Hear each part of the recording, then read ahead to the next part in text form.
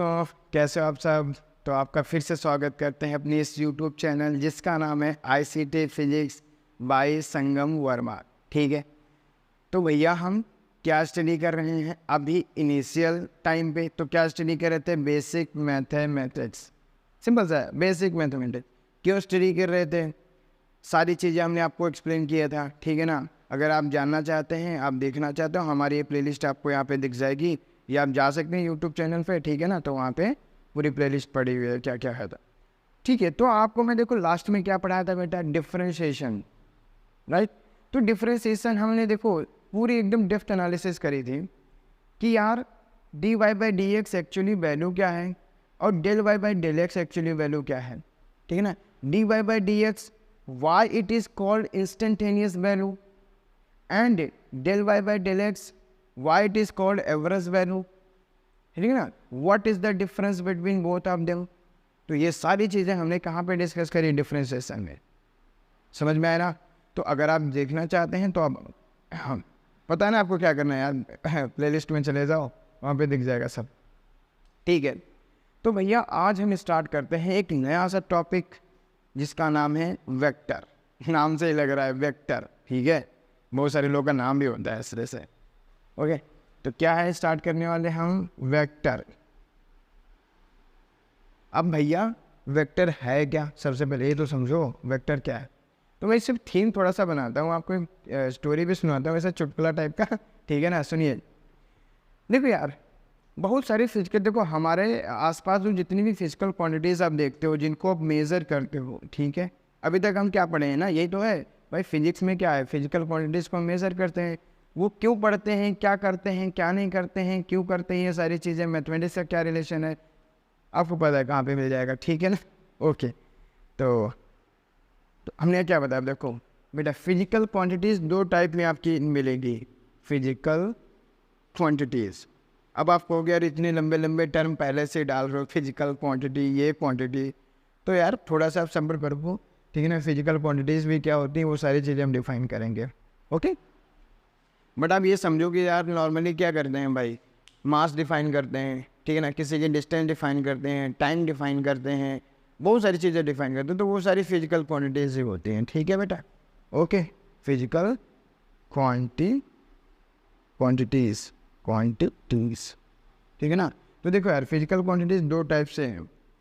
सबसे पहले समझो, मैं नाम नहीं दे रहा हूँ, पहले समझो बेटा, ऐसी फिजिकल क्वांटिटी जिसकी ओनली वैल्यूज़ होती है। क्या होती है बेटा? वैल्यू, ठीक है ना। जैसे मैं आपको बताता हूँ, जैसे आपसे किसी ने कहा या आप कहीं पर गए, ठीक है ना, तो बोला भाई तुम्हारा मास कितना है। तुम कहोगे यार ये तो पहली बार समझा है, हमसे कोई मास पूछ रहा है, ठीक है। वैसे लोग क्या बोलते हैं, वेट कितना है। But you know what is the difference between mass and weight, ये हम आपको डिस्कस करेंगे, ठीक है ना। नॉर्मली हम लोग बोलते हैं हमारा वेट 50 kg है। भैया kg किसका यूनिट होता है? मास का यूनिट होता है। तो वेट क्यों बोल रहे हो, राइट ना। हाँ, तो डिफरेंस क्या है ये भी हम सारा कुछ डिस्कस करेंगे। बोले देखो यार, आपसे किसी ने पूछा आपका मास कितना है, हम फिजिसिस्ट हैं ना भाई, हम लोग फिजिक्स पढ़ रहे हैं, हम लोग तो अपनी गलतियाँ सुधार सकते हैं ना। अब जिसको नहीं आता है वो वेट चिल्ला है, हम तो मास से चिल्लाएंगे, ठीक है। भाई मास कितना है? तुमने बोला भाई 70 kg। इतने ज़्यादा मोटे हैं, क्या खाते हो? कोई नहीं, तो ये कितना है? 70 kg। तो आपने सिर्फ क्या बताया, आपको क्या बताया आपने? सिर्फ एक वैल्यू दे दी उस बंदे को कि भाई मैं इतने kg का हूँ, 70 kg, और उसके मन में डिस्क्रिप्शन पहले से आपके लिए बन गया कि ओ ये 70 kg का है, मतलब थोड़ा सा मोटा ताज़ा होगा। समझ रहे हो ना मेरे बात को, ठीक है ना। अगर किसी ने बोला कि मेरा मास बेटा 30 kg है, समझ में आया, तो बोलेंगे भाई कुछ खा लो यार, ठीक है, ना खा के हो तो यही खा लो। समझ में आ रहा है, लोग मजाक उड़ाएंगे इस तरह के। तो 30 kg समझ रहे हो, तो समझ में आ रहा है कि देखो यार हम सिर्फ एक वैल्यू को बोल रहे हैं और सामने वाला अपने मन में ही पिक्चर बना लेता है कि ओ 30 kg का मतलब ये, 50 kg का मतलब ये, 70 kg का मतलब ये। यानी कि हमें बहुत सारी फिजिकल क्वांटिटीज़ हैं जिनको डिफाइन करने के लिए सिर्फ और सिर्फ वैल्यू दे दो, अब वो कहेंगे ठीक है, हो गया, समझ में आ गया। बात समझ में आए, ठीक है, ओके। चलिए, बहुत सारी फिजिकल क्वांटिटीज़ हैं जिनको डिफाइन करने के लिए एक और चीज़ की ज़रूरत पड़ती है जिसका नाम है डायरेक्शन।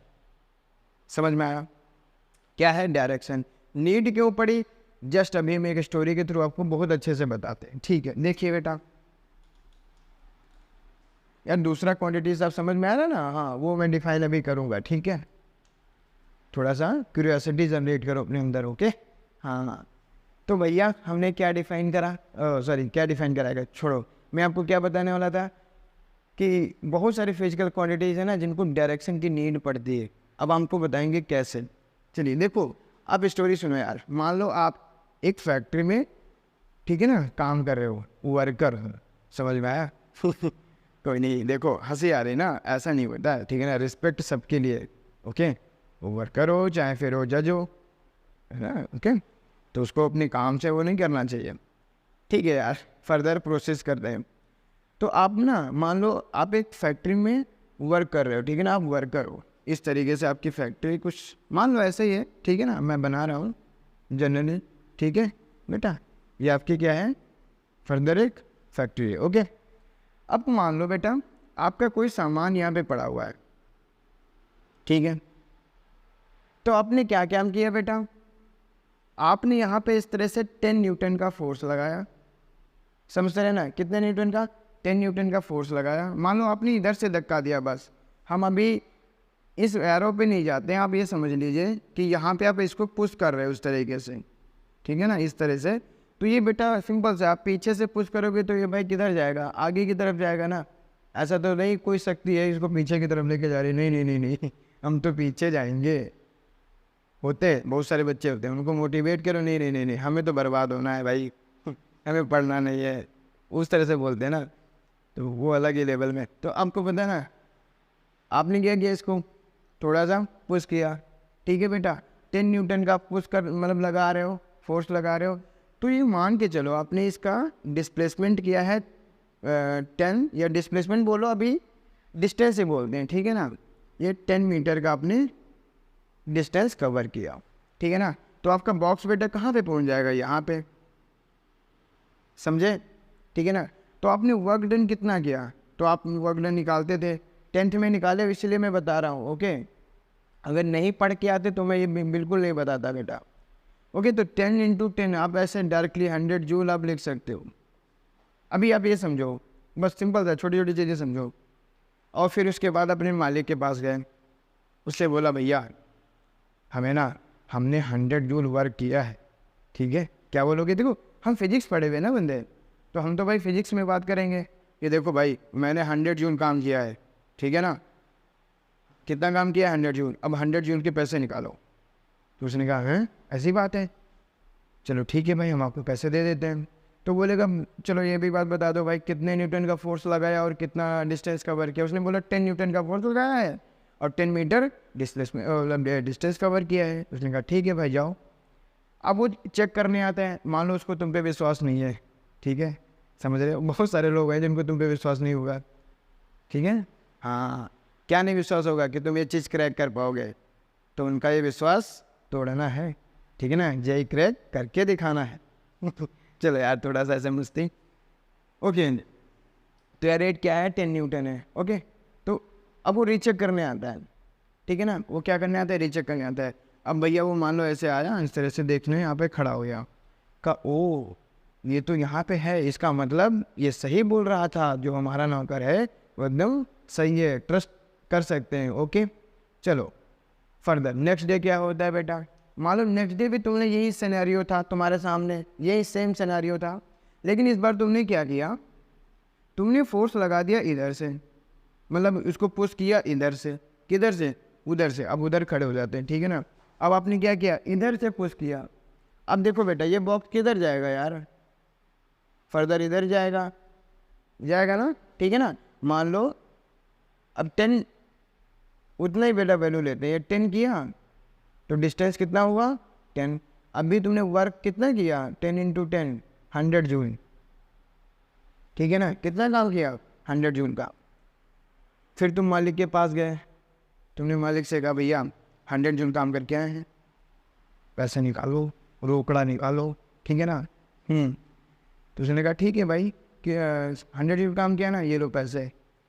ये बता फोर्स कितना लगाया था? तुमने बोला 10 न्यूटन का। बोला कितना मीटर कवर किया? बोला अच्छा 10 मीटर कवर किया है। बोला ठीक है। अब वो फिर आता है रीचेक करने। अब भाई आएगा तो इधर से ही ना। अब वो आया और यहाँ पे खड़ा हो गया, लो प्रॉब्लम आ गई भैया, यहाँ पे कोई बॉक्स है ही नहीं। ये सेकंड सिनेरियो है बेटा, यहाँ पे कोई बॉक्स है ही नहीं। अब ये बौखला गया, ओ भाई ये क्या हो गया, इसने तो मतलब क्या बोलते हैं विश्वासघात कर दिया। खटाक से ने फ़ोन लगाया, भाई कहाँ है? बोला कहीं नहीं सर, इन्होंने तो घर जा रहा था अभी, आपसे तो नहीं, वहाँ से निकला हूँ फैक्ट्री से। बोले भाई ये बॉक्स कहाँ रखा, कहाँ गया बॉक्स? तो बोले ठीक है सर आके बताते। वो आया, ठीक है ना, वो भी यहीं से आ रहा है।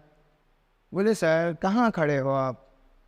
तो बोलोगे अरे भाई यहीं पे तो, कल तो बॉक्स यहीं पे था, तुमने सेम वर्क भी किया था, ठीक है ना, तुमने सेम वर्क भी किया था, सेम न्यूटन का फोर्स भी लगाया था, सेम डिस्टेंस भी कवर किया था, फिर बॉक्स क्यों नहीं है? बोले सर यार क्या बात कर रहे हो आप, मालिक होके भी ना फिजिक्स नहीं पढ़ के आए हो, क्या बात है छड़ यार, ठीक है। तो क्या कहोगे भाई, देखो पढ़ के आया करो। तो तुम क्या इसको कहोगे, भैया आ जाओ इधर, आ जाओ इधर, आ जाओ, ये देखो बॉक्स है कि नहीं है? बोले यार तो है बॉक्स। फिर यार ये बताओ, तुम खुद अपने मन में एक क्यूरियोसिटी जनरेट करो, फिर ऐसा क्या हुआ, सेम चीज़ सारी हो रही थी, सेम इंफॉर्मेशन हमको मिल रहा था, लेकिन रिजल्ट नहीं सेम आया। तो बात समझे भैया, किसकी ज़रूरत है? अरे यार वो बात नहीं है, ठीक है, हाँ किसकी ज़रूरत है? तो किसकी ज़रूरत है? एक दूसरे एडिट मतलब एक दूसरे क्वांटिटी की ज़रूरत है भैया, कि वैल्यू के साथ साथ में ना हमें डायरेक्शन इम्पॉर्टेंट है। अगर वो बता देता, वो बंदा बोल देता कि भैया हम इधर से डायरेक्शन दिए हैं, ठीक है ना, इस बार जो पुश किए थे ना, मान लो हमने इधर से पुश किया है दूसरी तरफ, ठीक है ना, कोई भी आपको डायरेक्शन वहाँ पे दे देता, अभी हम बताएंगे कि डायरेक्शन का डेवलपमेंट कैसे हुआ, ठीक है ना, वो सारी चीज़ें। तो बोलेगा अच्छा यानी कि इसमें डायरेक्शन भी इम्पोर्टेंट था, डायरेक्शन बताना भी इम्पोर्टेंट था यार, विदाउट डायरेक्शन तो पोजीशन मिल ही नहीं पाता हमको। बात समझे, है ना? हाँ समझ में आया। तो दैट्स वाई यहाँ से ही डायरेक्शन डेवलपमेंट हो, यहाँ से नहीं यार, ये एग्जांपल है, ठीक है, हाँ यहाँ से नहीं, ये एग्जांपल है। तो यहाँ कहने का मतलब है ऐसे ही सिनेरियो से क्या डेवलपमेंट हुआ बेटा, डायरेक्शन, कि आपको एग्जैक्ट लोकेशन जानने के लिए या एग्जैक्ट फिजिकल क्वांटिटीज़ का रिजल्ट जानने के लिए, एग्जैक्ट रिजल्ट, ठीक है ना, तो हमें क्या जानना पड़ेगा भैया, direction. Direction is the most important. समझ में आया कि डायरेक्शन नीड की क्यों है, मतलब सॉरी नीड क्यों है अपने आप को, समझ में आया? ओके, तो ये मिटाते हैं, आगे बढ़ते हैं, ठीक है, चलिए।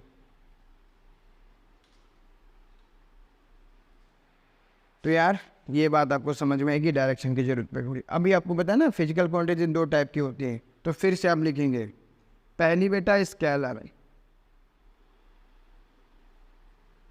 स्केलर, ठीक है ना, first, and second is vector, यही हो गया वेक्टर, ठीक है ना। तो देखो बेटा स्केलर में ओनली मैग्नीट्यूड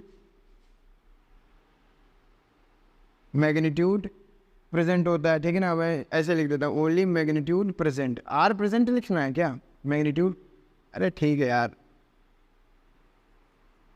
है ना, ग्रामर से क्या लेना देना यार, अपने को समझ में आना चाहिए, अपने तो बस समझना है, ठीक है, ओनली मैग्नीट्यूड प्रेजेंट। तो मैग्नीट्यूड का मतलब वो सीधा सीधा बेटा वैल्यू, ठीक है ना, आपको सिर्फ और सिर्फ वैल्यू से मतलब है, समझ में।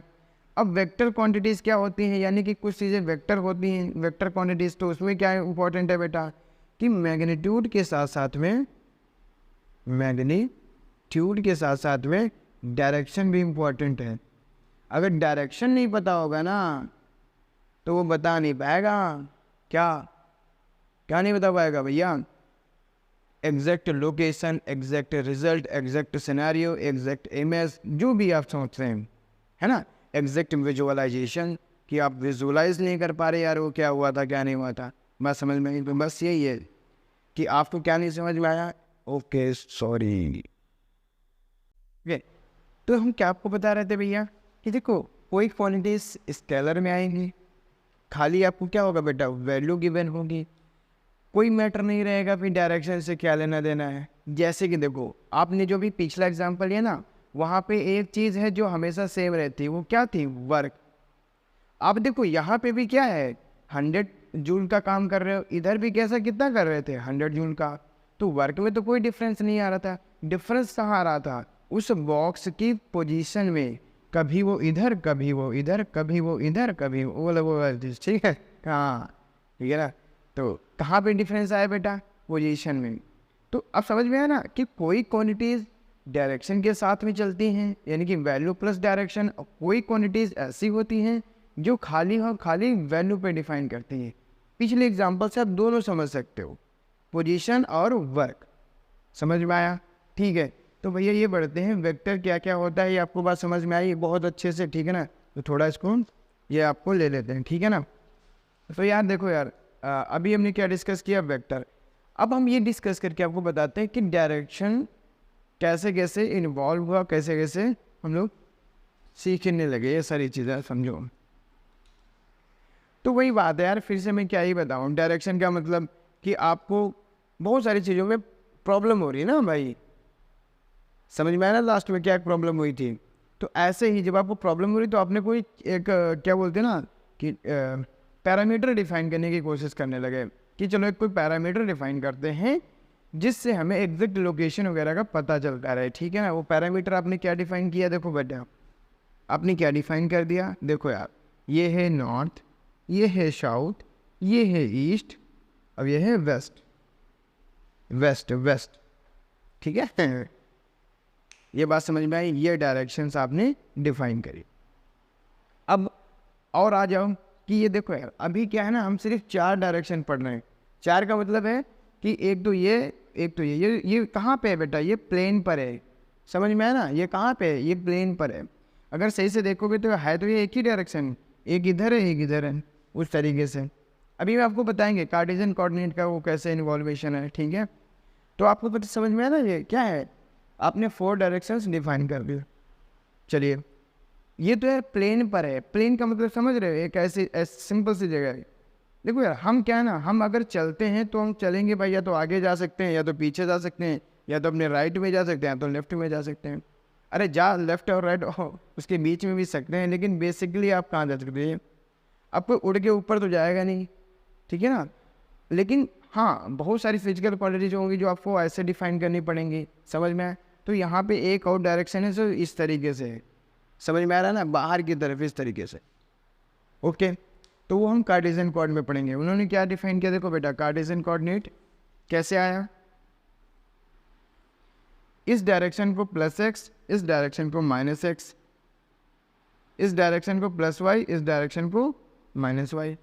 अब एक थर्ड डायरेक्शन है, ठीक है ना, वो कहाँ है, वो मतलब बाहर की तरफ है बेटा, इस प्लेन के परपेंडिकुलर, वो +z डायरेक्शन, और इसके जो अंदर की तरफ होगा वो -z डायरेक्शन।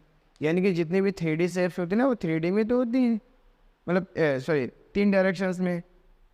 बात समझ में आ रहा है, ठीक है ना।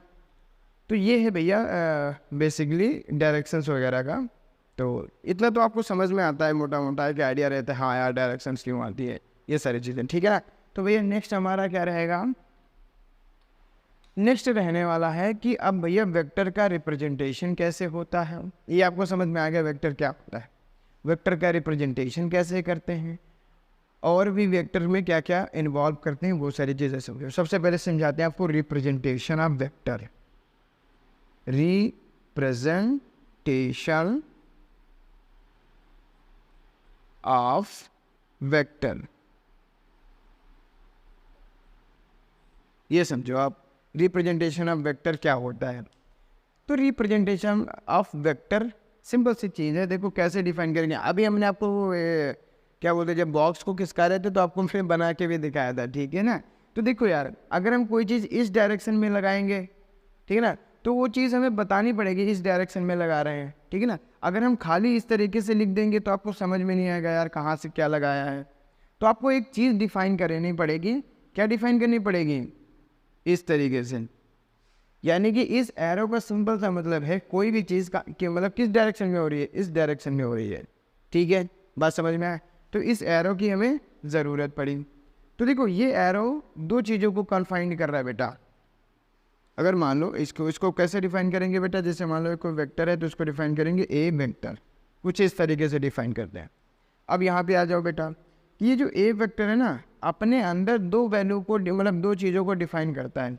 मैंने अभी बताया था मैग्नीट्यूड एंड डायरेक्शन। तो इसमें देखो कैसे लिखेंगे, ये होता है भैया उसका मैग्नीट्यूड, ठीक है ना, मॉड वैल्यू मैग्नीट्यूड देता है, और इसका ये क्या हो गया बेटा, डायरेक्शन। आई थिंक दिख नहीं रहा होगा ना, वो थोड़ा चमक आती है, ठीक है ना, थोड़ा थोड़ा तो दिख ही रहा होगा। तो ये क्या है, मॉड है, एंड ये क्या है, ए वेक्टर, सॉरी ए कैप, है ना। तो ये चीज़ बेटा क्या डिफाइन करेगा, डायरेक्शन देगा हमको। कहीं पर भी आप वेक्टर देखोगे, अगर आपने ए कैप निकाल लिया तो वो चीज़ क्या देने लगेगा भैया, वो बोलो बोलो डायरेक्शन देगा, वो बताएगा कि हाँ ये डायरेक्शन है। अगर कहीं पर आप ये वैल्यू फाइंड करते हो तो ये वैल्यू क्या देगा बेटा, मैग्नीट्यूड, मैग्नीट्यूड, समझ में आया? ओके, मैग्नीट्यूड का मतलब समझ रहे हो ना, वैल्यू। तो देखो यार, ये जो वेक्टर है ये दो चीज़ों को कन्फाइन कर रहा है। एक तो ये डायरेक्शन को भी कन्फाइन कर रहा है, अब एक वैल्यू को भी कन्फाइन कर रहा है। तो उसको लिखेंगे कैसे, ध्यान से सुनिए। ये फिर इसको रेड पेन से कहते हैं। देखिए ये जो वैल्यू है, ये जिस कन्फाइंड एरिया में वेक्टर को डिफाइन किया गया है, ये इसकी मॉड वैल्यू है बेटा। क्या है ये, मॉड वैल्यू। तो ध्यान रखिए जो मॉड वैल्यू ना, कभी कभी हम लोग मॉड वैल्यू को डायरेक्टली ए भी लिख देते हैं, ठीक है ना। नॉर्मली ए ही लिखा आपको मिलेगा, तो आप घबराइएगा नहीं, ठीक है ना। कभी कभी हम मॉड ए की जगह ए भी यूज़ करेंगे, तो आप परेशान मत होना, सिंपल सी बात है, समझ में आई? ओके।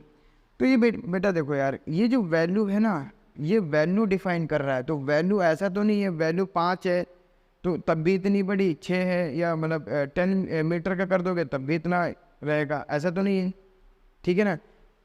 तो यह बात समझ में आया कि वैल्यू जो भी होती है ना, वो एक कन्फाइंड एरिया में रहता है। यानी कि ये इसका क्या हो जाएगा बेटा, ए मैग्नीट्यूड, ठीक है। डायरेक्शन तो यार डिफाइन नहीं होगा ना किसी एक कन्फाइंड एरिया में। डायरेक्शन तो अगर आपने बोला है कि नॉर्थ, तो नॉर्थ का मतलब ये चीज़ नॉर्थ है, तो भैया नॉर्थ तो ये इन्फानेटली एक्सटेंड चला जाएगा, ठीक है ना, इन्फानेट तक चलता चला जाएगा। नॉर्थ भाई इस डायरेक्शन में चले गए, दैट मीन्स इट इज़ मतलब जो भी बोलो यार, दिस इज़ नॉर्थ, बात समझ में आई, ठीक है ना। तो डायरेक्शन बेटा क्या है, जो ये ए कैप होगा वो क्या होगा, ये चीज़, ये डायरेक्शन है ए कैप। आप ऐसे समझियो, समझ में आए ना, वेक्टर को बहुत अच्छे से आप समझिएगा, कभी भी आप कंफ्यूज नहीं हो सकते, कभी भी वेक्टर में कंफ्यूज नहीं होंगे।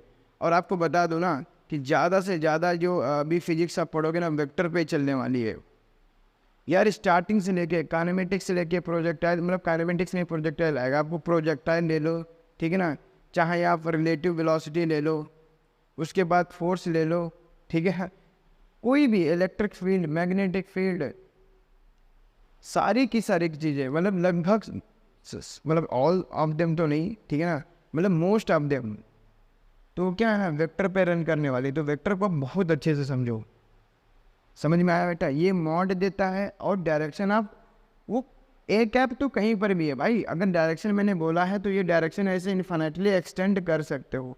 तो ये रिप्रेजेंटेशन है, दो वैल्यू को कन्फाइंड करेगा, मैग्नीट्यूड आएगा, एक डायरेक्शन देगा। ये बात आप एकदम क्या बोलते हैं ना, यहाँ पे इधर इधर बसा लो, ठीक है। हाँ तो भैया ये बात आपको एकदम क्लियर हो गई, ठीक है। चलिए अब एंगल निकालते हैं, दो वेक्टर्स के बीच का एंगल कितना होता है, ठीक है। चलिए ये आप नोट कर लेना बेटा, है ना, वरना कभी मिलोगे तो चेक करेंगे ठीक है। तो भैया क्या हम निकालने जा रहे हैं, angle between two vectors.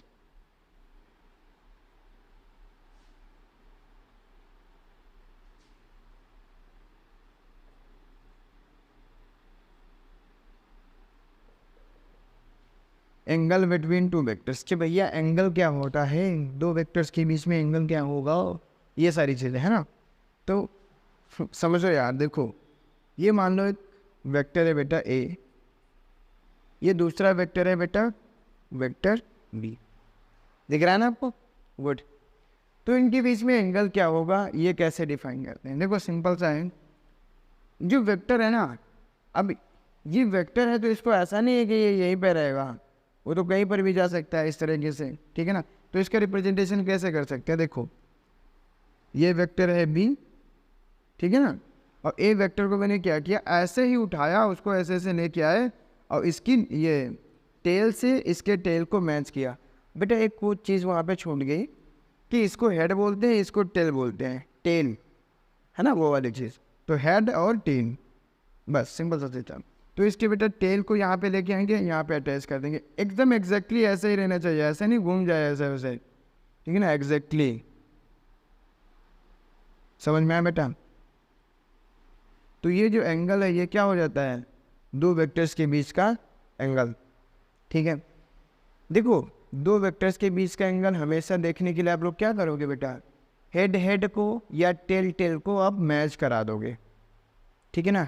Head tail से नहीं आप डिफाइन कर पाओगे कि यार हेड टेल के बीच में जो बन रहा है वही एंगल है। कैसे? देखो बेटा, इसको लेके मान लो आप यहाँ पे चले गए थे, चलिए देखिए दूसरा सिनेरियो बना देते हैं। ये वेक्टर भी है, ठीक है ना, इस वेक्टर को आपने उठाया और यहाँ पे रख दिया, तो कुछ इस तरीके से होगा, ये वेक्टर ए। लेकिन ये बताओ क्या ये एंगल, क्या angle of angle between two vectors होगा? बिल्कुल नहीं, ये एंगल बिटवीन टू वेक्टर्स नहीं होगा। मतलब एंगल तो होगा यार ना कोई तो एंगल होगा, सिंपल सा है, लेकिन ये नहीं हो सकता। समझ में आया? ठीक है, कैसे निकालना है? तो इसको अगर मान लो ये सिनेरियो ही पहले से गिवन होता, इसी में बता देते सारी चीज़ें। मान लो ये पहले से सिनेरियो ही गिवन होता तो क्या करते? तो भैया कुछ मत करो, इस वेक्टर को उठाओ, आगे की तरफ एक्सटेंड कर दो। समझ में आया? डायरेक्शन को तो एक्सटेंड कर ही सकते हैं ना, तो डायरेक्शन को कर दिया, तो ये जो एंगल बताएगा वो क्या हो जाएगा, एंगल बिटवीन टू वेक्टर्स। कैसे हुआ? क्योंकि क्या हुआ बेटा, अब टेल इसका भी है, ये भाई बी है तो इसका भी टेल है, ये ए है इसका भी टेल है, तो टेल टेल मैच कर गया, वही एंगल हो गया दोनों के बीच में। समझ में आया क्या? ठीक है, हाँ। चलो यार अब आगे बढ़ते हैं भैया, थोड़ी सी चीज़ें और करते हैं। मेन चीज़ है भैया अपने अंदर ना इमेजेस के फॉर्म में फिजिक्स को स्टोर करना, ठीक है। हाँ, वो कैसे आप करते हो, थोड़ा सा मेहनत लगेगी, ठीक है ना। हाँ, समझो चीज़ों को और अच्छे से एनालाइज करो, नहीं समझ में आता पूछो क्वेश्चन, ठीक है ना। नॉलेज आपको ना क्वेश्चन से ही मिलती है, अगर आप क्वेश्चन नहीं करते तो नॉलेज नहीं मिलेगी, एक्चुअल नॉलेज। तो आपको जितना ज़्यादा क्वेश्चन करना है क्वेश्चन करो, मतलब ऐसे इगड़म तिगड़म नहीं जो मना है वो पूछ रहे हो, ठीक है ना, एक लॉजिकल वे में पूछो, ठीक है, तो उससे आपका इम्प्रूवमेंट होता है। चलिए भैया अब कुछ वेक्टर्स की क्वालिटीज़ डिस्कवर कर लेते हैं, मतलब डिस्कवर क्या कहने का मतलब कुछ सीख लेते हैं। जैसे कि कौन कौन सी बेटा सीखने जा रहे हैं, मतलब कुछ वेक्टर्स के बारे में सीख लेते हैं। जैसे इक्वल वेक्टर कौन कौन से होते हैं, इक्वल वेक्टर, अब दो के बारे में है तो वेक्टर्स हो जाएगा। अब भैया इक्वल वेक्टर्स देखो कौन कौन से होते हैं। मान लो ये वेक्टर है ए, ठीक है बेटा, अब ये कोई दूसरा वेक्टर है बी, हाँ ए वेक्टर बी वेक्टर, ठीक है। तो भैया इस ए वेक्टर का देखो बेटा ये चीज़ क्या है, ये कन्फाइंड एरिया में, तो वेक्टर हमेशा कन्फाइंड एरिया में रहता है, डायरेक्शन नहीं रहता है, ठीक है ना। और मॉड भी रहेगा कन्फाइंड एरिया में भाई, इससे आगे तो नहीं जा सकता है, ठीक है। तो ये वैल्यू बेटा क्या है ए, और ये जो डायरेक्शन है ये क्या था ए कैप। ऐसे बेटा आप यहाँ पे कर सकते हो। तो भैया इक्वल नाम से ही लग रहा है कि इक्वल होना चाहिए, लेकिन यहाँ पे दो चीज़ें हैं ना भाई, मैग्नीट्यूड एंड डायरेक्शन, ठीक है ना। अब एक के मैच होने से नहीं होगा कि आपने एक को इक्वल करा दिया बोले कि इक्वल वेक्टर हो गए, मैं कहूँगा बिल्कुल नहीं। वो कौन से हो गया हम भी फर्दर डिफाइन करेंगे, ठीक है। तो यार देखो ये इक्वल है ना, तो इसका मतलब क्या हुआ बेटा, ए का मैग्नीट्यूड बी के मैग्नीट्यूड के इक्वल होना चाहिए। आप फर्दर ऐसे भी लिख सकते हैं, कोई परेशानी नहीं है, ठीक है ना। और डायरेक्शन इक्वल होनी चाहिए, तब जाके आपका बनता है इक्वल वेक्टर। हाँ समझ में आया। दोनों चीज़ें इक्वल होनी चाहिए, बस सिंपल सी चीज़ है। नेक्स्ट आ जाइए, ठीक है। नेक्स्ट में बेटा क्या पढ़ेंगे? नेक्स्ट में पढ़ेंगे I think parallel vector. Parallel पढ़ लेते हैं, पैरेलल वेक्टर्स। चलिए पैरेलल वेक्टर पढ़ते हैं। तो भैया नाम से लग रहा है पैरेलल, पैरेलल होने चाहिए, ठीक है ना। अब जरूरी नहीं कि वो सेम ही होने चाहिए। देखो आपको समझाते हैं बेटा, ये लाइन भी पैरेलल है, और ये तीसरी लाइन भी पैरेलल है, ये चौथी लाइन भी पैरेलल है। समझ में आया? ये सारी की सारी क्या है? पैरेलल। क्या है? पैरेलल, ठीक है ना। लेकिन आप ये बताओ यार, इसकी वैल्यू तो सेम है, लेकिन क्या इसकी और इसकी वैल्यू सेम है? नहीं है। तो इनकी वैल्यू सेम नहीं है, उसके बावजूद भी पैरेलल है। समझ में आया? तो आपको बताते हैं, देखिए पैरेलल वेक्टर में बेटा क्या होगा, कोई एक वेक्टर ये मान लो ए है, ठीक है ना, कोई दूसरा वेक्टर है बी, तो इनके मैग्नीट्यूड अलग अलग हो सकते हैं। देखो हो भी सकते हैं, नहीं भी हो सकते हैं। समझ में आया? अगर मान लो देखो इनमें एक तो कंडीशन ये आपको पहले पक्का ही है कि क्या होना चाहिए, दोनों के मैग्नीट्यूड डायरेक्शन इक्वल होना चाहिए, तभी ये पैरेलल होगी, अन्यथा पैरेलल नहीं होगी। अब तुम क्वेश्चन राइज करोगे, क्या राइज करोगे कि भैया इसका डायरेक्शन तो ये था, अभी आपको बताते हैं, बताते हैं, रुके रहो, ठीक है। तो देखो यार इसका डायरेक्शन तो ये है, ओके, और ये बी का डायरेक्शन तो ये है, ये इक्वल कहाँ से है? वो ऊपर है, ये नीचे है। मैं कहूँगा भैया इस साइड जा रहे हो, ठीक है ना। अगर तुम्हारे कोई साथ में चल रहा है, मान लो वो ये कुछ डिस्टेंस पर भी है तुमसे, है ना, इधर साइड में, और चल दोनों एक ही डायरेक्शन में रहे, मतलब एक ही साइड चल रहे हो, तो उसको क्या बोलते हो यार? ऐसे थोड़ी बोलते हो ये नॉर्थ में जा, वो एक नॉर्थ में एक तो साउथ में, दोनों किस साइड में जा रहे हैं बेटा? नॉर्थ में। तो बात हमारी समझे, ये वही डायरेक्शन हैं। अभी ऊपर नीचे हैं, इधर उधर हैं, डजेंट मैटर, किस डायरेक्शन में जा रहे हैं ये मैटर करता है, ठीक है ना। तो वो डायरेक्शन इक्वल हो गई, बात हमारी समझे। अब कहोगे यार इतनी छोटी चीज़ तो सबको पता होती, मैं कहता हूँ यार देखो सबको नहीं पता होती है, ठीक है ना। हाँ मोस्ट ऑफ देम को पता होती है, लेकिन सबको नहीं। तो जिनको नहीं पता है उनके लिए, बाकी तो अगर पता है तो आप स्किप भी कर सकते हैं, कोई दिक्कत नहीं, ठीक है ना। तो ये आपको बस समझ में आया बेटा, डायरेक्शन क्या होती है? इक्वल होती है, ठीक है ना। अब देखो पैरेलल होने के लिए देखो कि जरूरी नहीं कि मॉड वैल्यू सेम होनी चाहिए, बस direction same, that means parallel, okay. अगर हो गया साथ साथ में मान लो, ठीक है ना, मैग्नीट्यूड भी इक्वल हो गया, तो उस पैरेलल वेक्टर को क्या नाम दे देंगे? अलग सा इक्वल वेक्टर दे देते हैं, है ना। तो वही बात समझे। तो आप ऐसे भी निकाल सकते हो कि all parallel vectors are not equal vectors, but all equal vectors are parallel vector, ठीक है ना। इक्वल वेक्टर होने के लिए भैया पैरेलल होना पड़ेगा ही पड़ेगा, क्योंकि डायरेक्शन तो इक्वल होना पड़ेगा, ठीक है ना। बात समझे। चलिए नेक्स्ट बढ़ते बेटा, एक नेगेटिव डायरेक्शन, एक नेगेटिव वेक्टर पूछ लिया जाता है, क्या मतलब है, ठीक है ना होता है, ठीक है, ऐसे समझो नेगेटिव वेक्टर।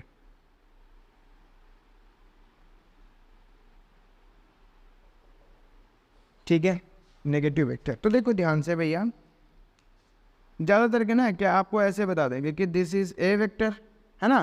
तो ये ए वेक्टर है बेटा, इतने ही मॉड का आप इधर ले लो और डायरेक्शन आप ये डिफाइन कर दो। समझ में आया? यहाँ से है, इतने ही मॉड का आपने ये ले लिया, ठीक है ना। ये आप शायद दिख नहीं रहा होगा ये चीज़, ओके। तो ये जितना मॉड आपका ये है, वैल्यू जितनी ये है, आपने उतनी वैल्यू उसकी ले रखी है, ठीक है ना। बट डायरेक्शन देखो ये किधर जा रहा है, मान लो ये नॉर्थ साइड में जा रहा है, अभी तो ये ईस्ट होता है ना, तो ये ईस्ट में जा रहा है, तो ये किस में हो जाएगा बेटा? वेस्ट में हो जाएगा। दैट मीन्स अगर ये पॉजिटिव एक्स एक्सिस हुआ तो ये नेगेटिव एक्स एक्सिस हुआ।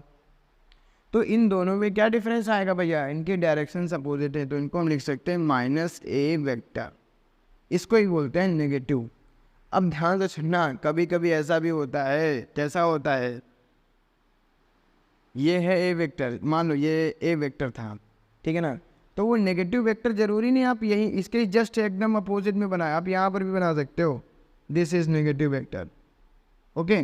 कहने का मतलब है भैया वेक्टर कैसे डिफाइन होता है यार? दो चीज़ों से, एक तो इसकी वैल्यू ये सेम होनी चाहिए और दूसरा इसका कैप होना चाहिए। कैप दैट मीन्स डायरेक्शन, जो डायरेक्शन बताएगा और जो ये चीज़ बताएगा। तो भैया ये चीज़ तो हमने इक्वल करा दी, ये इसका भी मॉड मान लो ए है, मान क्या लो होगा ही, ठीक है ना। और डायरेक्शन क्या है, जस्ट अपोजिट। तो ज़रूरी नहीं है वेक्टर ये यहीं पर है तो इसका जो नेगेटिव वेक्टर होगा जस्ट इसके अपोजिट आएगा, आप उसके इधर उधर या ऐसे कहीं पर भी बना सकते हो, समझ में आया ना। ओके, तो ये हैज़ बहुत छोटी चीज़, बहुत ज़्यादा माइन्यूट लेवल पे है, ठीक है ना। लेकिन आप समझो कभी कभी होता है बच्चे कन्फ्यूज हो जाते हैं, उस वेक्टर को उठा के वहाँ नहीं लगाएंगे, कहेंगे ये वेक्टर तो यहीं पर है यार, ये नीचे क्यों जाएगा समझ में आ रहा है, ओके है ना, ठीक है। तो यार ये देखो फर्स्ट लेक्चर के लिए इतने रखते हैं, ठीक है ना। अगर पता ही क्या करना है, अगर आपको ये इनिशिएटिव आपको पसंद आ रहा है तो प्लीज़ लाइक कीजिएगा, शेयर कीजिएगा, ठीक है ना, सब्सक्राइब कीजिएगा, ओके। और शेयर उनके साथ कीजिएगा जो आपके मतलब जे का प्रिपरेशन करते हो, एडवांस का प्रिपरेशन करते हो, ठीक है ना, या करना चाहते हो फर्दर, ओके, हमसे जुड़ना चाहते हो, है ना हाँ ठीक है ना। तो यार उनके साथ शेयर जरूर करिएगा, ठीक है ना। बाकी जो अगर करना चाहते हैं तो हर किसी के साथ कर सकते हैं अगर आपको अच्छा लगता है, ठीक है ना। तो यार ये बताओ, पहले तो आप ना कमेंट के सेक्शन मतलब कमेंट सेक्शन में ना कुछ बता देना कि यार लगा कैसा, ठीक है ना। बस अगर नहीं भी अच्छा लग रहा है कोई दिक्कत नहीं है, आप उसको रेट कर सकते हो, मतलब 10 आउट ऑफ कितना हो रहा है, मतलब 5 हो रहा है, 6 हो रहा है, 8 हो रहा है, माइनस में जा रहा है ठीक है। तो इतना कोशिश करेंगे तो माइनस में नहीं जाएंगे, ठीक है ना। तो आप समझ गए यार क्या करना है, ठीक है ना। तो इसीलिए हम नेक्स्ट वीडियो में मिलते हैं, ठीक है भैया, बाय, तब तक के लिए ओके, थैंक यू।